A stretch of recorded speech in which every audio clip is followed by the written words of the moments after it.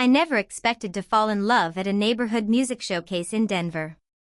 Hell, I never expected to fall in love at all. I'm Vanessa Cole, but everybody calls me V. At 35, I've spent the last 11 years protecting actors, senators, and spoiled millionaires who think threats are just part of their luxurious lifestyles. I carry a firearm. I know 19 ways to take down a man twice my weight. And I haven't had a relationship survive longer than 4 months since I started this work. Trust problems come with the territory when your career literally depends on never trusting anyone. That November night, I was off duty and bored out of my skull. My condo felt like a prison and the nearby recreation hall was hosting some amateur music event. I figured I'd grab a drink and watch ordinary people humiliate themselves for an hour. Better than staring at my ceiling. The recreation hall smelled like stale espresso and worn-out carpet. Metal chairs faced a temporary platform where a shaky college kid was butchering an Olivia Rodrigo track. I grabbed a chair near the back close to the exit, sipping a warm Coors Light and checking my messages every 20 seconds. Then she stepped onto the stage. Auburn hair reflected the unforgiving fluorescent lights like polished copper. She wore a fitted navy dress that hugged her body perfectly. And when she glanced toward the tiny audience with those striking green eyes, something shifted inside my chest. She introduced herself as Sierra, no surname, and settled onto a stool with only an acoustic guitar. The opening chord silenced the room. Her voice was velvet and fire, telling a story about heartbreak that hit me like a fist to the ribs. She wasn't singing for us. She was unraveling for us. Raw, sincere, unforgettable. I forgot about my phone, my drink, even my usual paranoid scan of the exits. When she finished, the applause exploded from a crowd of barely 45 people. I found myself standing and clapping harder than I had in years. I should have walked away right then, should have headed out and forgotten about the red-headed singer with the devastating voice. Instead, I found myself backstage, which was really just the recreation hall's storage room. She was putting away her guitar when I approached. Up close, she was somehow even more gorgeous. But there was something delicate about her, too. Like she was accustomed to people wanting pieces of her. That was incredible, I said, keeping my tone calm and professional. She glanced up, those green eyes locking onto mine. Thank you. I don't usually play places this small, but I needed to remember why I started performing. You're a professional. Sierra Bennett. Maybe you've heard my songs online. I had. Her newest release was climbing streaming charts, though I'd never really paid attention. I was more into old-school rock bands. I'm Vanessa Cole. I handle security for people in your industry. She tilted her head, studying me with fresh curiosity. Security. Executive protection. Bodyguard, if you want the blunt version. Are you trying to pitch your services to me? Do you need them? She stayed silent for a second.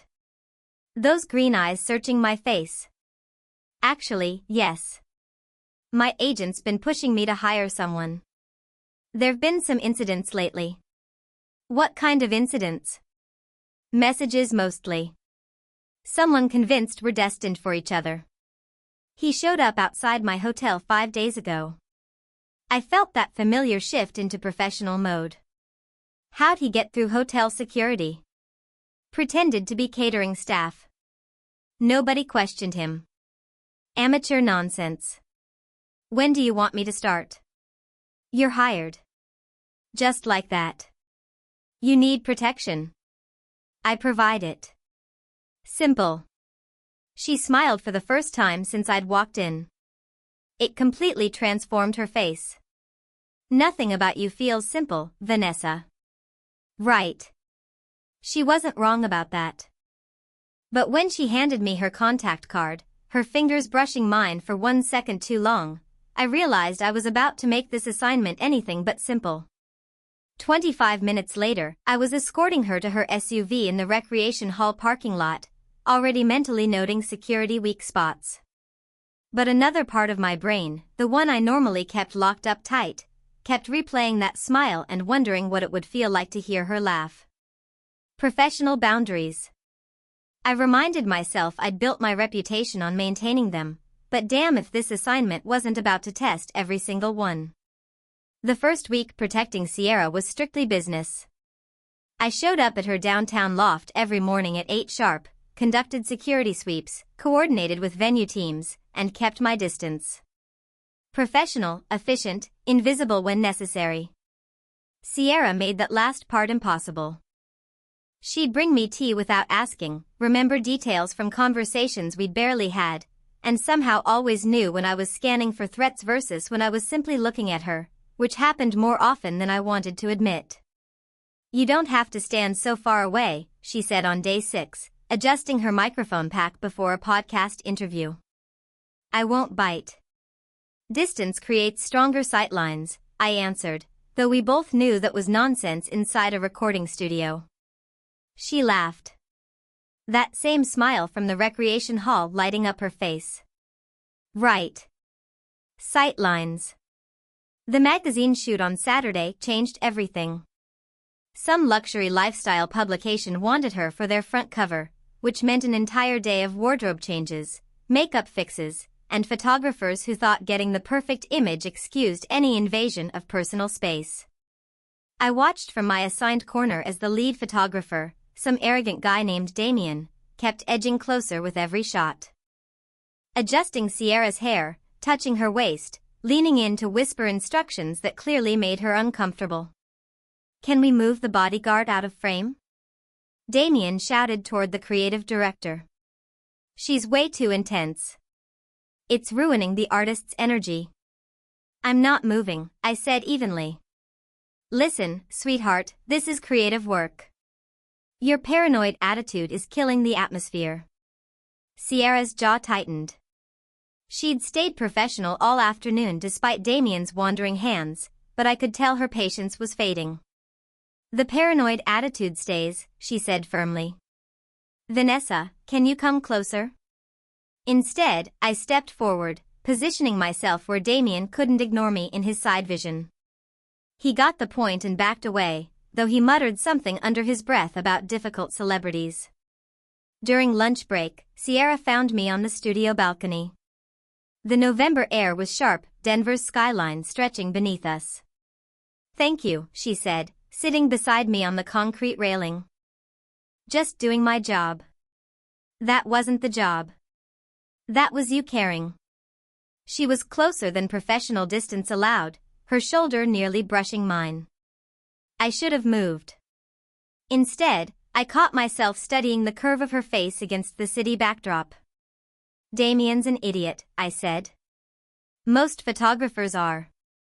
Comes with the business. Doesn't make it okay." She turned toward me completely then. Those green eyes serious. "You really don't know who I am, do you?" "I mean beyond the background research for the assignment, should I? Most people in your position would have searched everything about me by now. My relationships, my controversies, my income.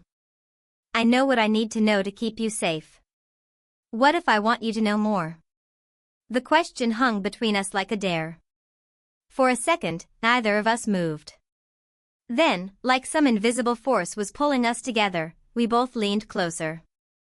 Her breath was warm against my skin, smelling like tea and peppermint. My pulse slammed against my ribs as her eyes dropped toward my mouth.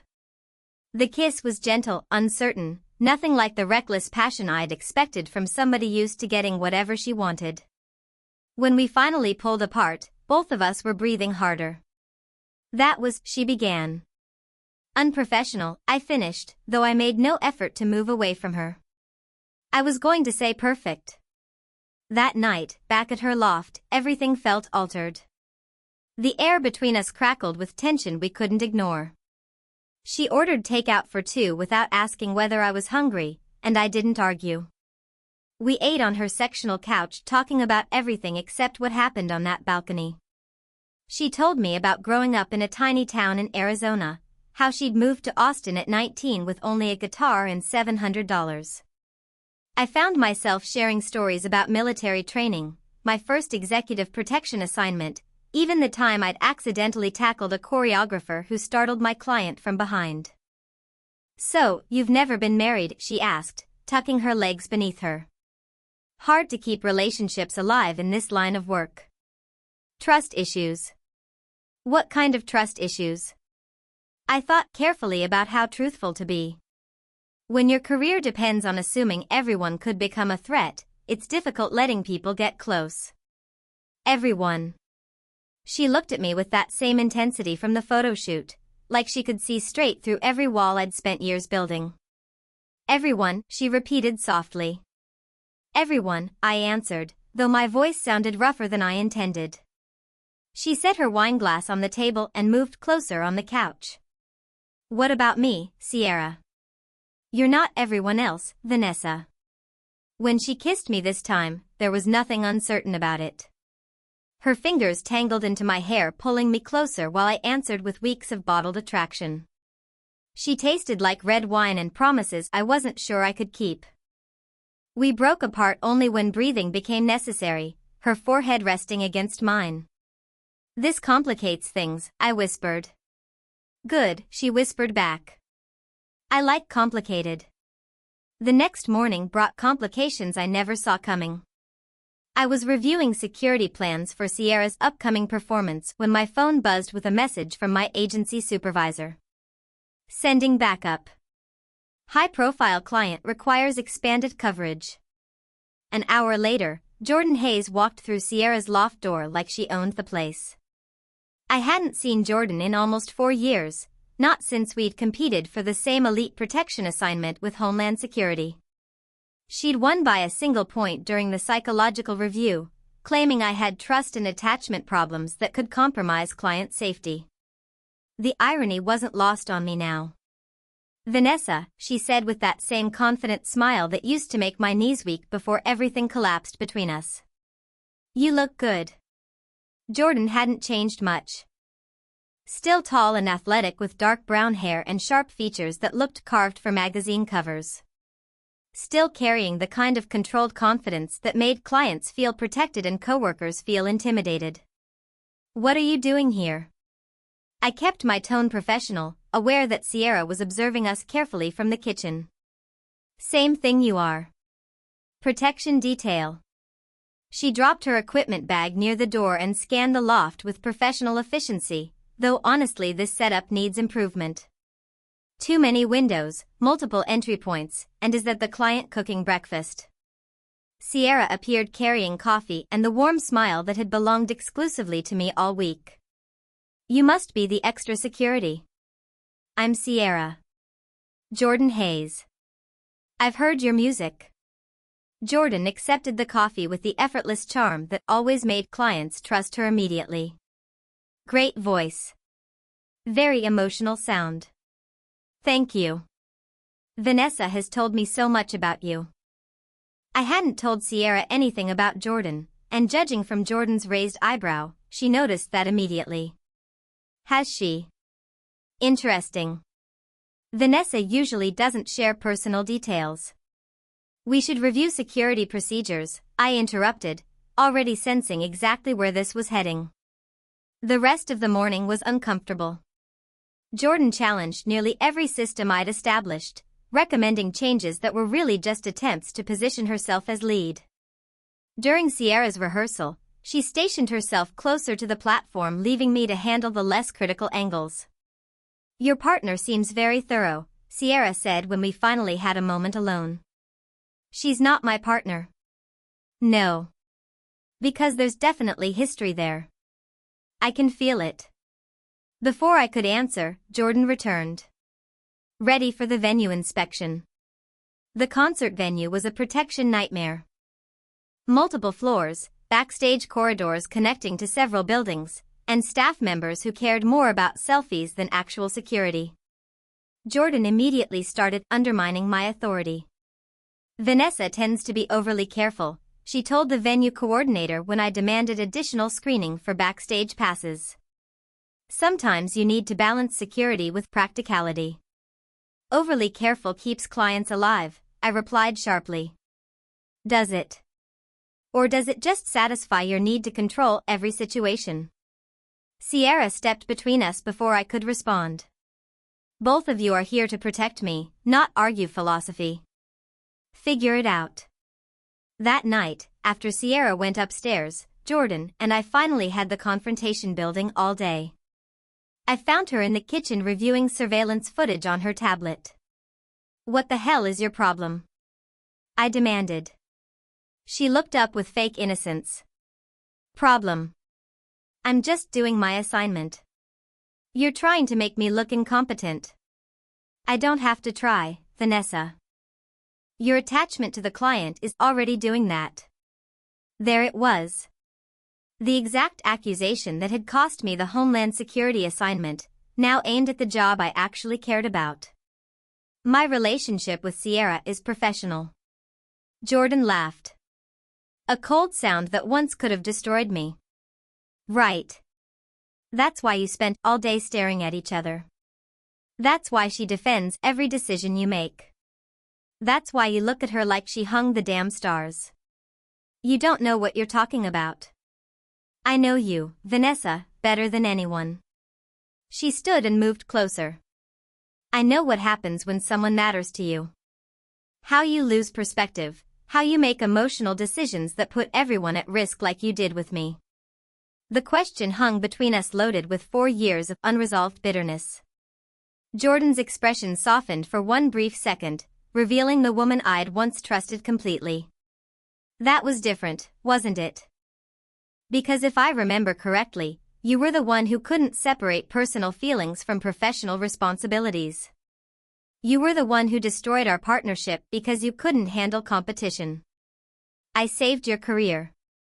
The psychological evaluation was right, Vanessa. You have attachment problems.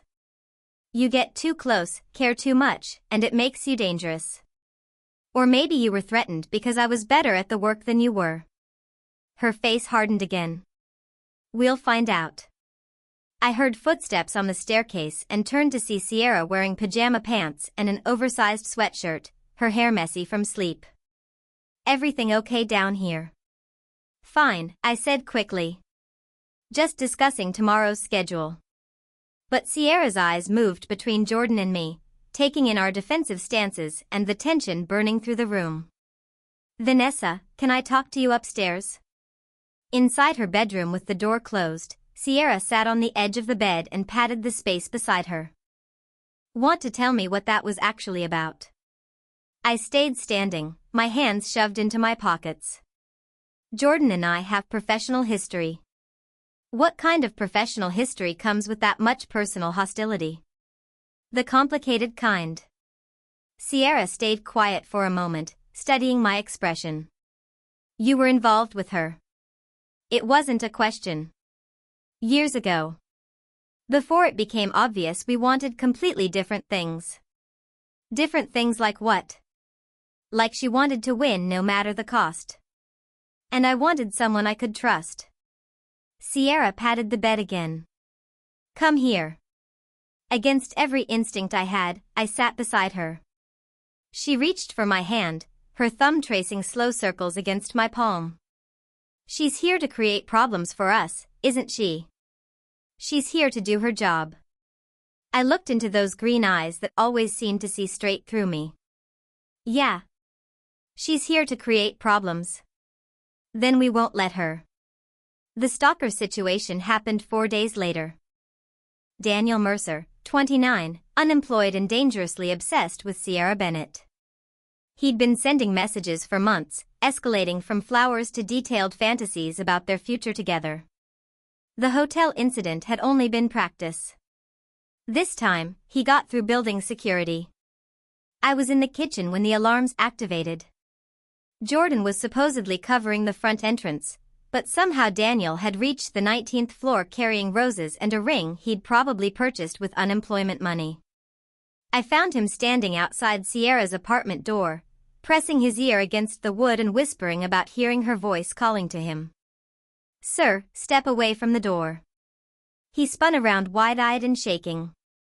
"She's in there. She's waiting for me. We have plans." No, you don't. Turn around and walk toward the elevator. You don't understand. We're supposed to be together.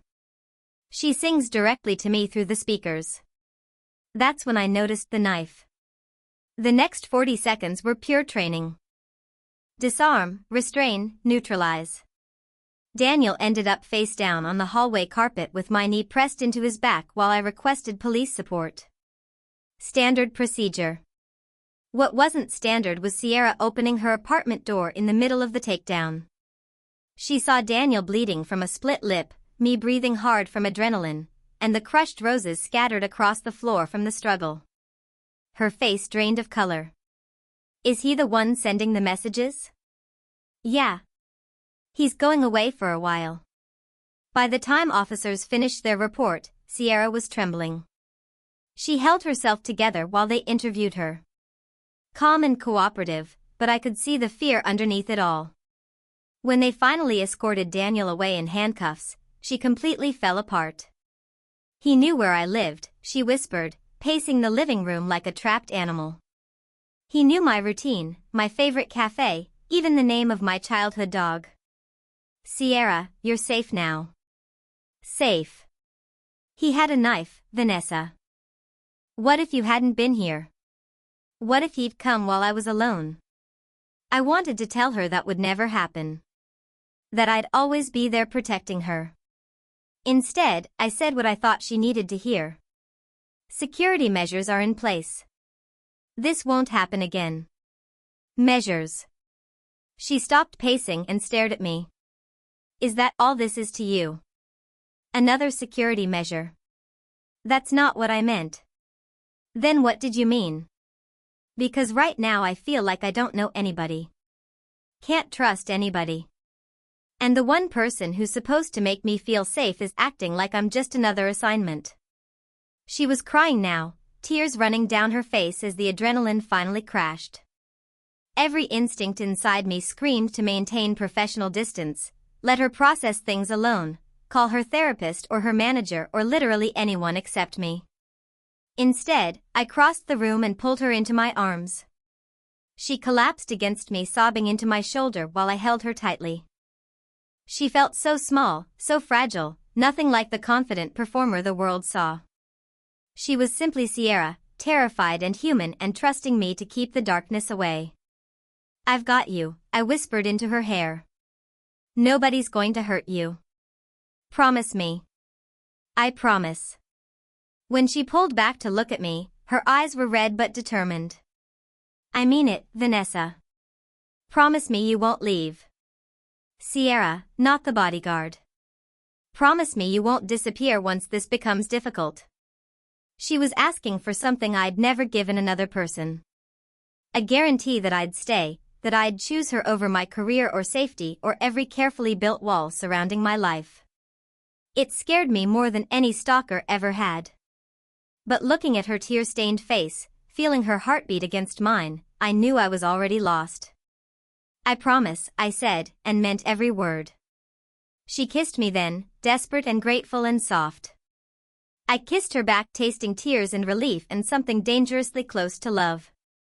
When we finally separated, both of us were breathing hard. Stay with me tonight, she whispered.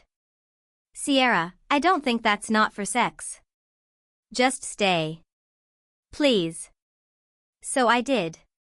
We stayed on her couch watching old black and white movies until she drifted asleep curled against my side. I remained awake listening to her breathing and watching the door like the paranoid bodyguard Jordan accused me of being. Somewhere around 2:30 in the morning, my phone vibrated with a message. Jordan. Cozy evening with the client. Hope the agency never discovers how unprofessional you've become. I deleted the text without replying, but the damage was already done. Jordan had been watching. She knew exactly how compromised I was becoming, and she was keeping score. The following morning brought awkward conversation over coffee and carefully maintained distance that fooled absolutely nobody. Sierra kept glancing toward me whenever she thought I wasn't paying attention. I kept reminding myself why professional boundaries existed to begin with. Jordan arrived at 9 with knowing smiles and passive-aggressive remarks about commitment to duty. Long night. You look exhausted. The client experienced a security incident. I stayed to monitor things. Monitor.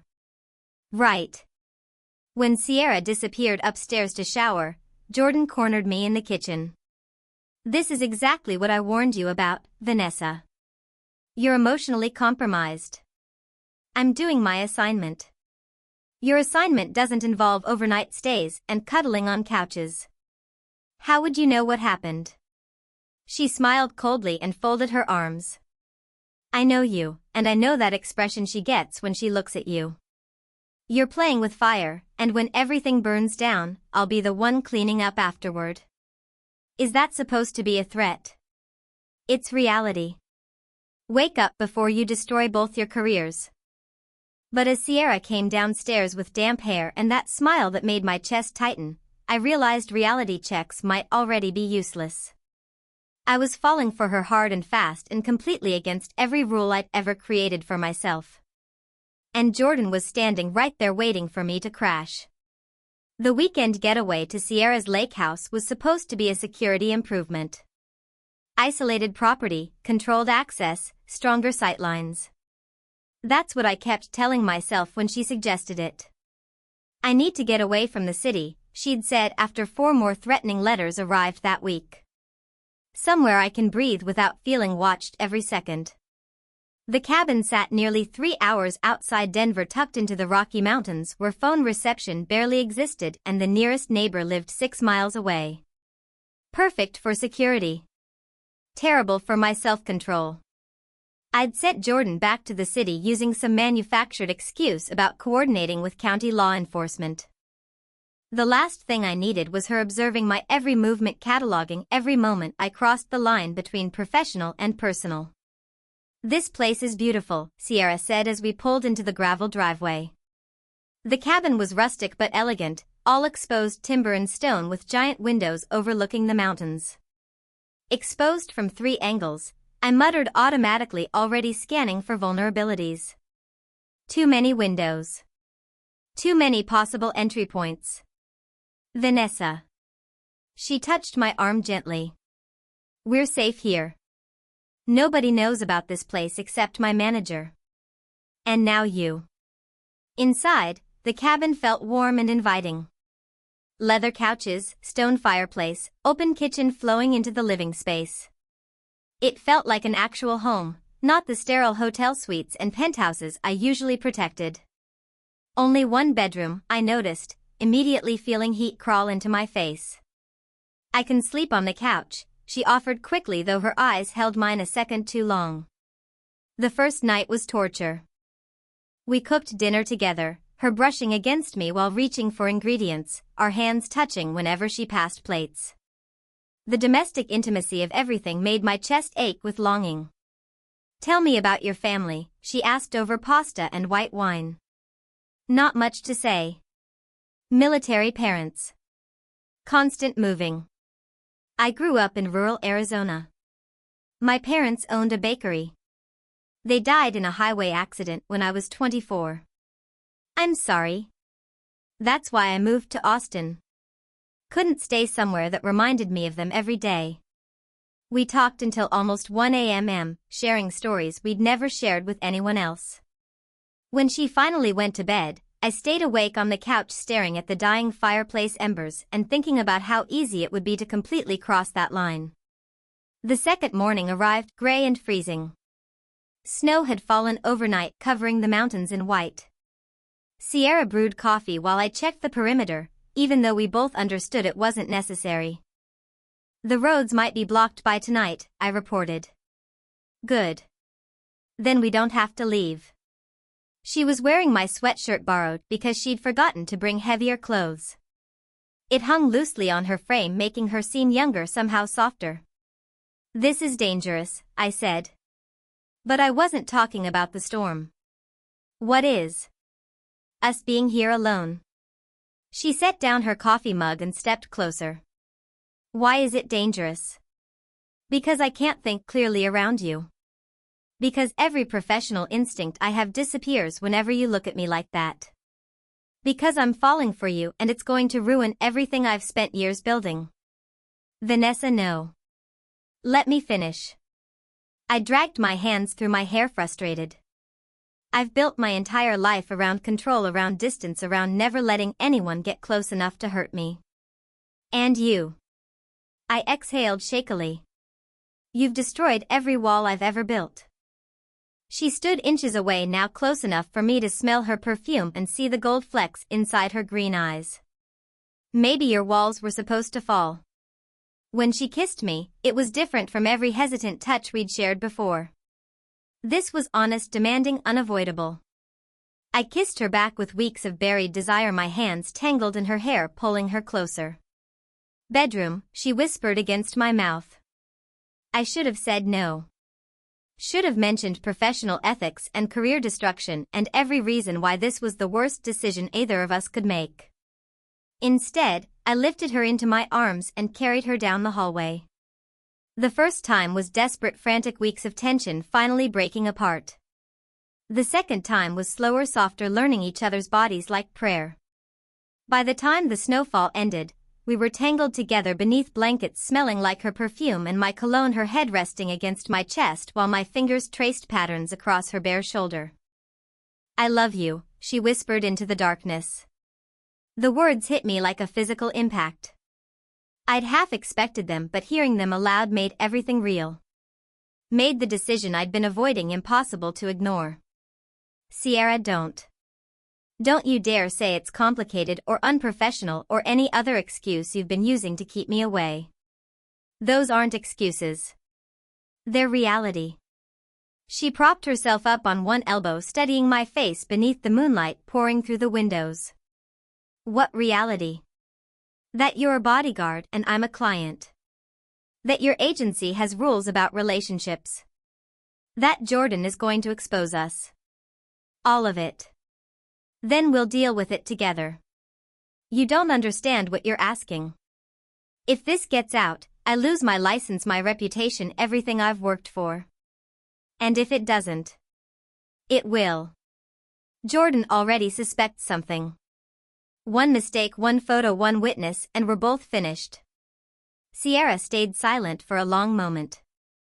When she finally spoke again, her voice sounded small. Do you regret this?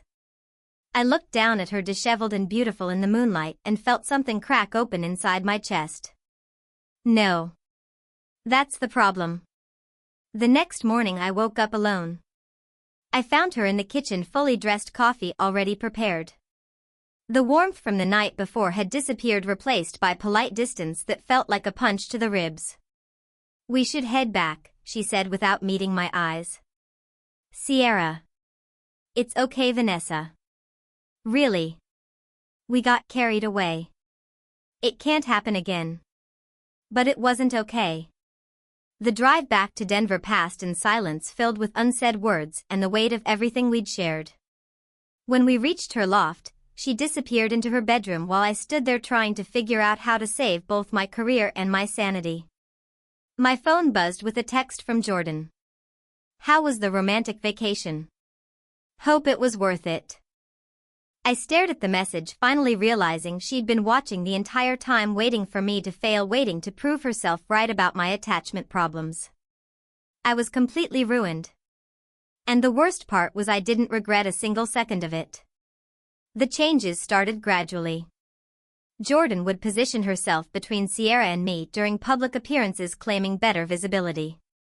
She'd volunteer for assignments I normally handled, citing my exhaustion from the mountain trip. She questioned my security evaluations in front of event coordinators, undermining my authority with calculated precision. Vanessa seems distracted recently, she told Sierra's agent during a meeting I wasn't included in. Maybe the pressure is affecting her focus. I discovered it when Marcus called, sounding concerned. Everything all right? Jordan says you've been dealing with personal distractions that might interfere with your work. What distractions? She was vague. Something about emotional involvement affecting your judgment. 3 days before Sierra's biggest performance of the year, Jordan finally made her move. We were completing final security sweeps at Summit Arena when she pulled me aside. "We need to discuss something." "What?" "The fact that you're sleeping with the client." The accusation hung between us like a loaded weapon. I kept my expression controlled though my pulse hammered violently. "That's a serious accusation." "It's not an accusation, Vanessa. It's a fact. I have photographs." She pulled out her phone, swiping to an image of us at the cabin. Sierra wrapped in my arms, both of us clearly heading toward the bedroom. The timestamp showed it was taken through the window at night, meaning she'd followed us, watched us. "You twisted piece of shit," I breathed. "I'm protecting your career. Both your careers. This stops now or I go directly to the agency." "What do you want?" "You resign from this assignment. Transfer to another client. I take over Sierra's protection permanently. And if I refuse, these photos go to your supervisor, the client, and anybody else who needs proof to end this disaster." I stared at the pictures, calculating damage control. My career would end. Sierra would be humiliated. Her reputation could collapse depending on how the story surfaced. The agency would blacklist me from celebrity protection permanently. "You have 24 hours to decide." That evening's concert was supposed to be a celebration. Sierra's new album had just reached #1 and Summit Arena was completely sold out. Instead, it became a nightmare. I should have been focused on the audience, scanning for threats, maintaining perimeter control. Instead, I couldn't stop thinking about Jordan's ultimatum and the photographs capable of destroying everything I'd built. Sierra was halfway through her 4th song when I noticed the man in section 118. Mid-30s, alone, wearing a black coat despite the arena heat. He stared at the stage with an intensity that triggered every instinct I had. I radioed Jordan, who was positioned on the opposite side of the venue. "Possible issue section 118. Male black coat displaying fixation behavior. Copy. Moving now." But she never moved. Through binoculars, I watched her remain exactly where she was, checking her phone instead of responding to the possible threat. The man stood. "Jordan, he's moving toward the stage." No response. He shoved through the crowd, now ignoring angry complaints while pushing past concertgoers. Security personnel near the stage barriers were facing the wrong direction, focused on overeager fans instead of the actual threat approaching through their blind spot. I abandoned my position and ran. The arena exploded into chaos.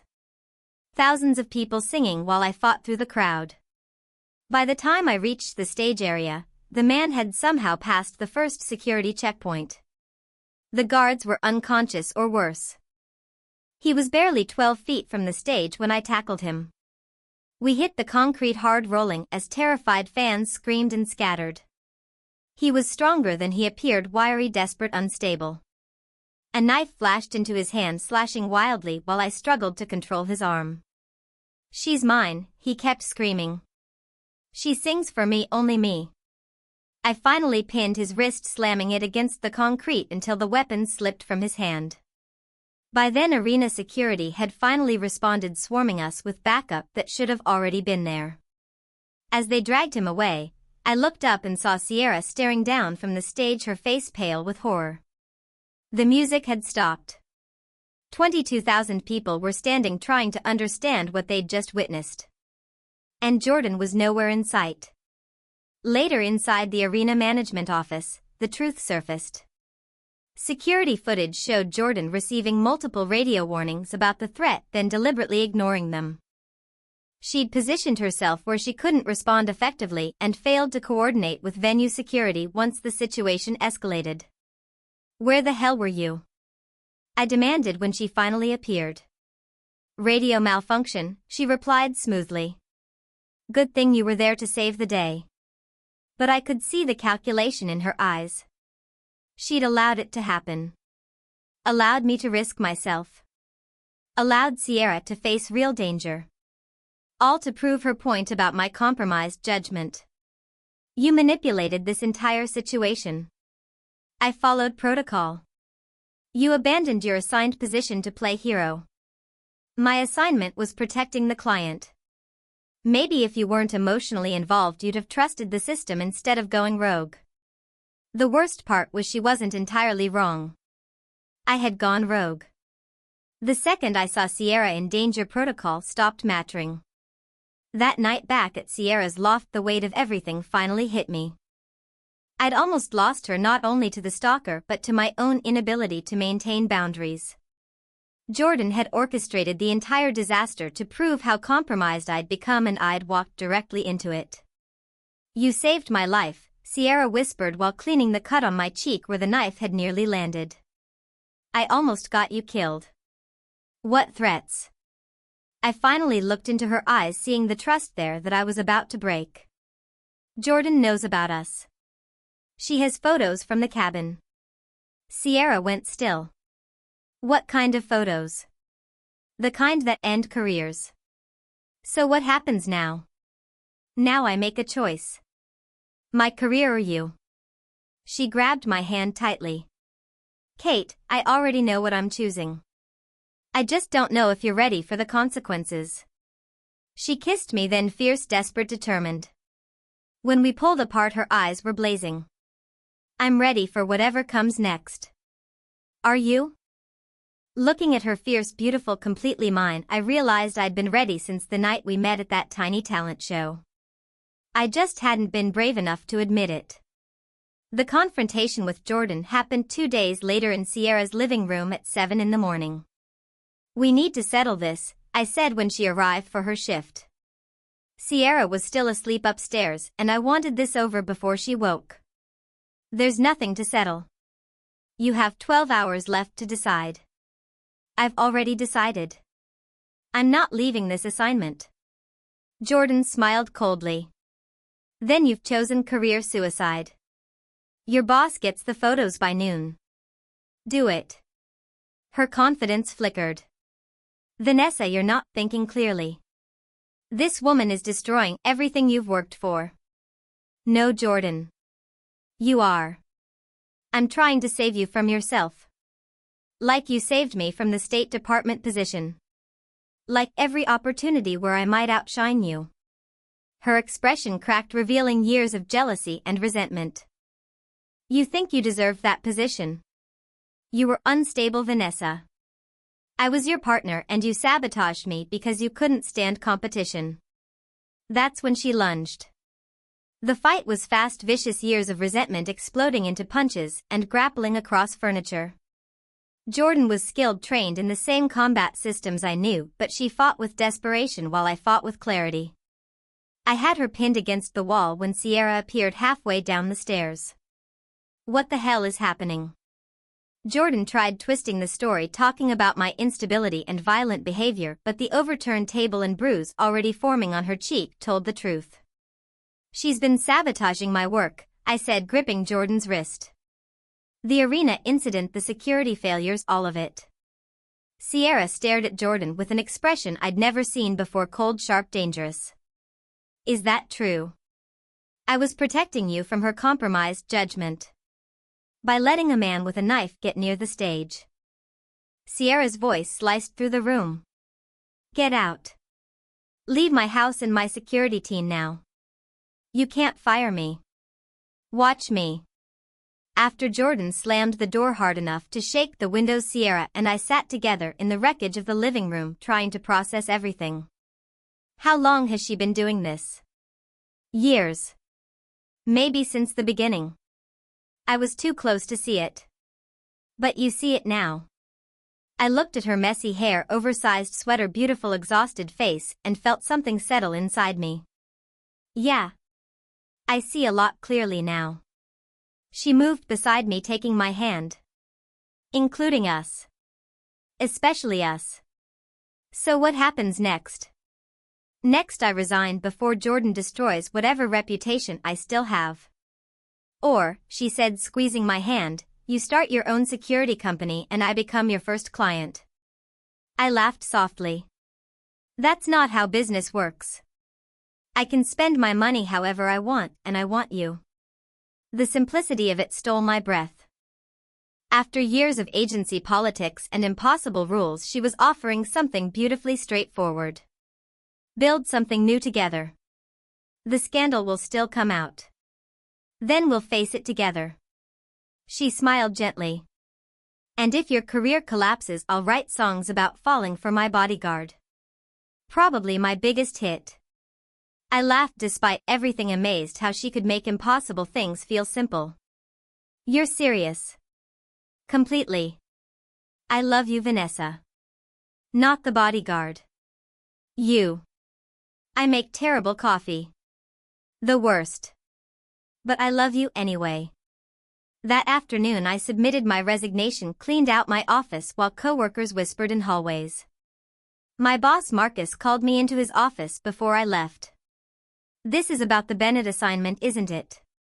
Among other things. Jordan Price filed complaints.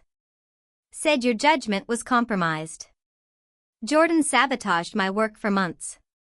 Marcus listened quietly while I explained everything. Finally, he leaned back, studying me carefully. You're one of the best agents I've worked with, Vanessa. Shame losing you over a client relationship. It's more than that. Real enough to throw away your career. I thought about Sierra, probably upstairs planning how to survive the public fallout together. Real enough to build something better. Going public was Sierra's idea. I wanted privacy, build my company quietly and avoid attention. But Sierra Bennett had never hidden from anything. We tell the story ourselves before somebody else controls it. The media storm exploded exactly how I'd expected. Entertainment blogs first, then mainstream media, then endless social media debates about the bodyguard who fell for her client. Some criticism heard, especially from industry professionals questioning my ethics. But other things surprised me. Former clients offered references. Competitors quietly recommended work. Marcus made it clear my skills had never been questioned. Meanwhile, Sierra handed me incorporation papers for Right Security Solutions, already filed and approved. When did you do this? Yesterday, while you were doom-scrolling internet comments. Looking at my name printed as CEO on official paperwork, I felt something shift inside me. For the first time since leaving the agency, this actually felt possible. The first few months were brutal, long days building operations from Sierra's home office, hiring employees, developing protocols, finding clients. Sierra insisted on becoming my first official contract, which meant I was essentially being paid to continue protecting her. She promoted the company, constantly introducing me to contacts, praising my professionalism in interviews, and recommending my services to other performers. 2 months later, I landed my first independent client, a local news anchor receiving threats. Then another client. Then another. One night during dinner, Sierra slid a small velvet box across the table. My heart nearly stopped. Relax. Open it. Inside was a silver key. What's this for? Our house. I bought the mountain property we toured last week. We'd been searching for somewhere that could function as both home and company headquarters, secluded enough for security but close enough for clients. You bought a house. We bought a house, assuming you still want to live with me. Instead of answering, I kissed her right there in the restaurant while strangers applauded around us. That's a yes. Definitely yes. 3 weeks later, we moved into the mountain home together. Right Security occupied the ground floor, complete with surveillance stations and offices, while upstairs belonged entirely to us. One snowy evening, I found Sierra unpacking dishes in the kitchen. Second thoughts? She asked. No. Just strange. A year ago, I was alone, convinced I'd never trust anyone enough for this. And now. I pulled her close, kissing her softly. Now I can't imagine life without you. 6 months later, Right Security had grown into a respected regional firm with multiple employees and clients across 4 states. My reputation evolved from bodyguard who slept with her client into woman who built security systems that actually worked. Sierra's career exploded too. The publicity everyone feared somehow made her more relatable, and her newest album stayed #1 for months. Then one evening the doorbell rang unexpectedly. Through the security monitor I saw Jordan standing on the porch looking smaller, older, exhausted. "What does she want?" Sierra asked quietly beside me. "Only one way to know." I opened the door but didn't invite her inside. "Jordan." "Vanessa. You look happy. What do you want?" She swallowed hard. "To apologize." She admitted everything: jealousy, competition, fear that I'd always been better than her at the things that mattered. She'd been fired, blacklisted from major agencies, and started therapy after realizing how badly she'd destroyed everything around her. "You were right," she admitted quietly. "You were compromised. But not by weakness. By loving somebody more than you loved your career." Sierra's hand slipped into mine. "I don't know what you expect me to say." "Nothing. I just needed to tell you I'm sorry." Sierra nodded calmly. "Apology accepted. Doesn't mean we're friends." Jordan almost smiled sadly. "I understand." After she left, Sierra leaned against me quietly. "How do you feel?" "Lighter. Like I finally let go of something toxic." A week later we celebrated our first anniversary at the same community center where we'd met. Sierra performed there again for a fundraiser, the same cheap folding chairs, same fluorescent lights, but everything else different. "A year ago I came here feeling lost," she told the audience. "Tonight I'm here because I found something worth celebrating." She looked directly at me, sitting in the same back row where I'd first seen her. "This song is for Vanessa. The woman who taught me love isn't about finding someone who completes you.